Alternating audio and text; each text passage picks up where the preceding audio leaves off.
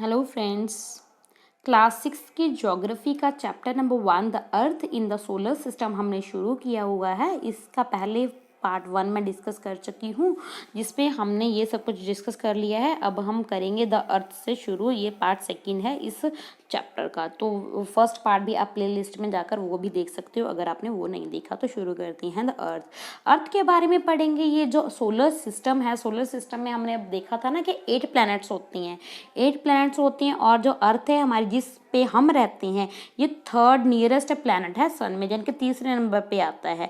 उससे यानी कि अर्थ के आगे भी 2 प्लैनेट्स और हैं। Okay, in the size the 5th largest planet, size में ये 5वें नंबर पे आता है। It is a slightly flattened at the poles. ये अब ध्यान से सुनना, ये देखो, ये जो गोल है ना, ये ऐसे पूरा गोल नहीं है। हमारी अर्थ ऐसे नहीं है। ये क्या है, ये ऐसे ये ऐसे है हमारी अर्थ, ये ऐसे, यानी कि यहाँ से तो थोड़ी सी जैसे ये हुई है, और यहाँ से मतलब ऐसे पूरी गोल नहीं है। ये यहाँ से थोड़ी सी दबी हुई है और यहाँ से उभरी हुई है। इस टाइप की शेप है हमारी, ओके, अर्थ की। और जिसको इसीलिए इसको जियोड बोला जाता है। जियोड मतलब होता है अर्थ लाइक शेप। जियोड मतलब अर्थ लाइक शेप। ओके, ये भी बता देती हूँ। Humans have always been fascinated gazing at the night sky. Those who study the celestial bodies and movements are called astronomers. जो सेलेशियल बॉडीज को और जो इनकी मूवमेंट्स को स्टडी करते हैं, उसको एस्ट्रोनॉमर्स बोला जाता है। आर्यभट्ट से वो फेमस एस्ट्रोनॉमर्स थे एशियन इंडिया में। He said that the moon and the other planet shine due to the reflection of the sunlight.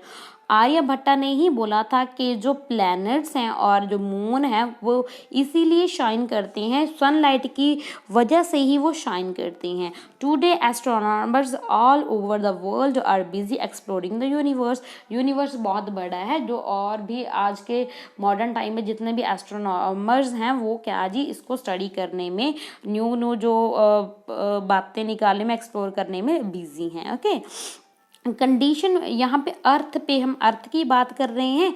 अर्थ पे ही हम रह सकते हैं। इसके क्या कारण है, क्या है जी?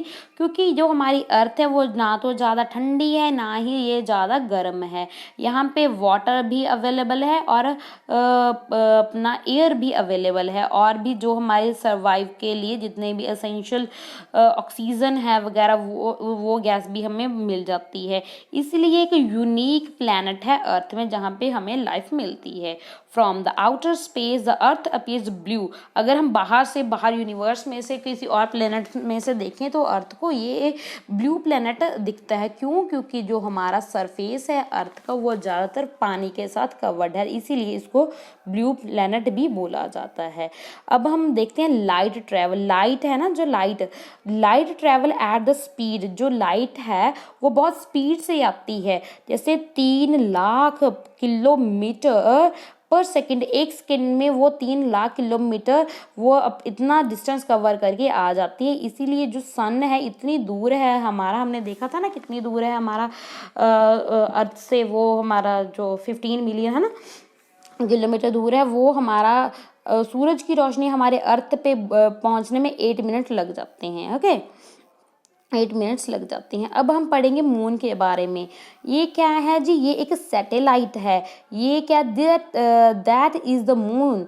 मून हमारी अर्थ का एक सैटेलाइट है, और इसका डायमीटर क्या होता है? देखो, डायमीटर होता है ये जैसे एक सर्कल है, एक पॉइंट से लेकर दूसरे पॉइंट तक की दूरी को हम डायमीटर बोलते हैं।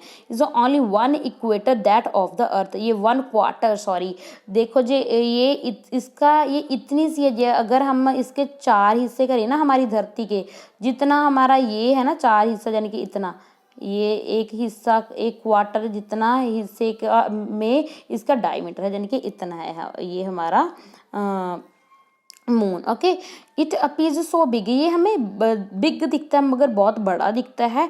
क्यों दिखता है? क्योंकि ये और प्लैनेट्स के, ये बड़ा इसलिए दिखता है क्योंकि ये हमारे पास है। ओके, और जो सेलेशियल बॉडीज हैं वो हमारे पास नहीं है, ये हमारे पास है, नियर है, इसीलिए हमें दिखता है इतना बड़ा। ये कितनी हमसे कितनी दूर है? ये 3,84,400 किलोमीटर दूर है हमारी धरती से। Now you can compare the distance. अब आप कंपेयर कर सकते हो सन को और जो हमारा ये मून है उसका डिस्टेंस वो 15 मिलियन है। ये क्या है? 3 लाख है ना। तो ये इतना, इसीलिए ये सारा कुछ हमें इतना बड़ा दिखता है, वो इतना छोटे दिखते हैं मून और भी जो स्टार्स हैं, दैट्स वाई। ओके, यही कारण है। The moon moves around the sun. ये जो जो मून है वो अर्थ के इर्द गिर्द चक्कर काटता है। वो कितना टाइम लगाता है? 27 दिन लगाता है, 27 डेज लगाता है एक चक्कर अपना पूरा करने के लिए। तो ये स्पिन करता रहता है, घूमता रहता है, जिसकी वजह से हमें उसकी सिर्फ एक साइड ही विजिबल होती है। जैसे पूरा गोल है ना, ये देखो ये गोल है, तो हमको उसका एक साइड है, ये जो गोल है जैसे बॉल है ना उसका, अगर हम कोई फोटो क्लिक करेंगे तो ये 3D पिक नहीं है ना, ये तो हमें सिर्फ एक साइड दिख रही है, मगर उसकी पीछे वाली साइड, ये जो साइड्स हैं वो हमें सब कुछ नहीं दिख सकती। Okay, the moon does not have a condition. जो मून है उसके ऊपर फेवरेबल कंडीशंस नहीं है, क्योंकि इस पे माउंटेन्स हैं, प्लेन्स हैं और डिप्रेशंस हैं on it's surface. There is the cast shows on the moon surface. Look at the moon and observe the shadows. हमें ये जहाँ पे बहुत बड़े बड़े माउंटेन्स हैं, हमें ये जो हमें काले काले धब्बे से दिखते हैं ना, हमें ये ना जो रिफ्लेक्शन दिखती है मून में से, जो भी पहाड़ वगैरह है उसकी रिफ्लेक्शन दिखती है हमें। तो ये इंटरेस्टिंग फैक्ट्स हम पढ़ते हैं। इंटरेस्टिंग फैक्टर जो नील आर्मस्ट्रॉन्ग हैं, वो फर्स्ट मैन थे जिन्होंने मून के ऊपर फर्स्ट स्टेप रखा, जान के पहली बार गए थे। वो कब गए थे? 20 जुलाई 1969। नील आर्मस्ट्रॉन्ग 20 जुलाई 1969 को ये मून पे गए थे।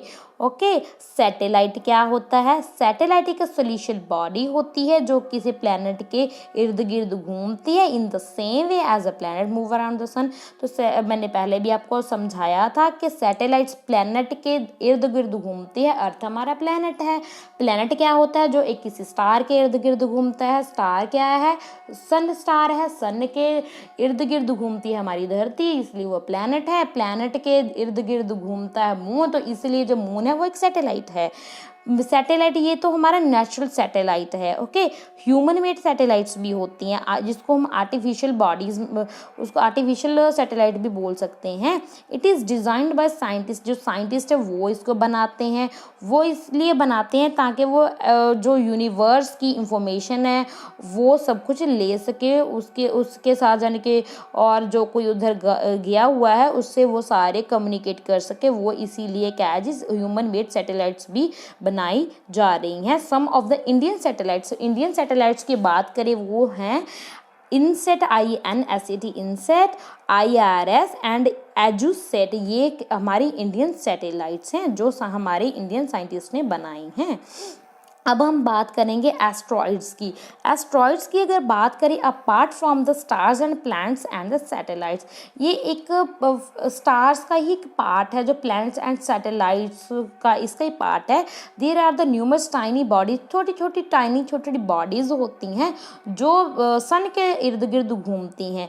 इन बॉडीज़ को एस्ट्रॉइड्स बोला जाता है।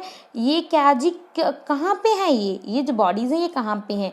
मार्स और जुपिटर है ना, उसके बीच में है। इसको ये मैं आपको दिखा भी देती हूँ। जो एस्ट्रॉइड्स हैं, ये देखो एस्ट्रॉइड्स बेल्ट क्या गया है, और ये मार्स और जुपिटर के बीच में ये हैं एस्ट्रॉइड्स बॉल। ये आप ये देख सकते हो, ये देखो ये एस्ट्रॉइड्स बॉल हैं। ओके, ये ही हैं एस्ट्रॉइड्स बॉल। ओके, और ये scientist are the view that asteroids are part of the planet which explored many years back. ऐसा माना जाता है, साइंटिस्ट ऐसा बोलते हैं कि ये जो कोई ऐसा प्लैनेट होगा जो डिस्ट्रॉय हो गया होगा और उसके जो पार्ट्स हैं वो अभी भी सन के इर्द गिर्द घूमते रहते हैं। ये उसी का पार्ट है जिसको उन्होंने नेम दे दिया एस्ट्रॉइड। ओके, अब हम बात करेंगे मेट्रॉइड्स की। मेट्रॉइड्स क्या होती हैं? A small pieces of rock that which move around the sun are called. ये भी क्या जी, सन की इर्द गिर्द ही घूमते हैं। सम टाइम ये जो मेटेरॉइड्स होते हैं धरती के नज़दीक भी आ जाते हैं और कभी तो गिर भी जाते हैं, जिसकी वजह से फ्रिक्शन होती है और बहुत सी हीट प्रोड्यूस होती है और आग भी लग जाती है। और इससे क्या जी फ्लैश ऑफ लाइट भी हो सकती है। कई बार जो मेटेरॉइड्स हैं कंप्लीटली बर्न कर देते हैं जहाँ पे ये आकर गिरते हैं और बहुत वहाँ पे खड्डा भी बना देते हैं। इतने भी एस्ट्रॉइड्स होते हैं, जैसे कि पत्थर बहुत यूनिवर्स से कोई इधर सिस्टम में से कोई पत्थर आया और धरती पे गिर गया, उसको मेटेरॉइड्स बोलते हैं। क्या आप वाइटिश बोर्ड बैंड देख रहे हो ना, ये देखो वाइट वाइट ये देख रहे हो, ये क्या है जी, ये glowing path across the sky on the clear starry night. It is a cluster million of the star. ये मिलियन ऑफ स्टार है, ये देखो बहुत ध्यान से अगर आप देखोगे ना तो ये मिलियंस ऑफ स्टार्स हैं। This band is a milky way Galaxy, जिसको हम मिल्की वे गैलेक्सी बोलते हैं, जिसमें बहुत ज़्यादा स्टार हैं। जो हमारा सोलर सिस्टम है वो भी इसी गैलेक्सी का हिस्सा है। तो हमारे एंशंट इंडिया में it was a imaginary to be the river of light. ऐसा माना जाता था हमारे एंशंट पुरानी हिस्ट्री में कि हमारे रिवर ऑफ लाइट है जो स्काई में चलती रहती है, उसको उन्होंने आकाश गंगा का नाम दिया। क्या नाम दिया? आकाश गंगा का नाम दिया। गैलेक्सी क्या होती है? जिसमें बिलियंस ऑफ स्टार्स होते हैं। गैलेक्सी क्या होती है? जिसमें बिलियंस ऑफ स्टार होते हैं। And cloud of dust and gases, जिसमें क्लाउड भी है, डस्ट भी है, ये सब कुछ आ जाता है। और मिलियंस ऑफ गैलेक्सी क्या बनाती हैं? यूनिवर्स बनाती हैं। और ये इमेजिन करना, इतने बड़े यूनिवर्स को इमेजिन करना बहुत ज़्यादा डिफ़िकल्ट वर्क है। और साइंटिस्ट अभी भी ट्राई करने लग रहे हैं कि हमें और ज़्यादा नॉलेज मिल सके इस यूनिवर्स में। और अभी भी बहुत कुछ इस यूनिवर्स के बारे में जानना बाकी है। साइंटिस्ट उसके बारे में खोज पे लगे हुए हैं। अब आप ये देख सकते हो कितनी अच्छी तरीके से आपकी बुक में समझाया गया है कि हम ये हैं, हम यहाँ पे हैं और हम किसके हैं? हम अर्थ का एक पार्ट हैं। और अर्थ क्या है जी? सोलर सिस्टम का पार्ट है। और सोलर सिस्टम किसका पार्ट है? वो मिल्की वे गैलेक्सी का पार्ट है।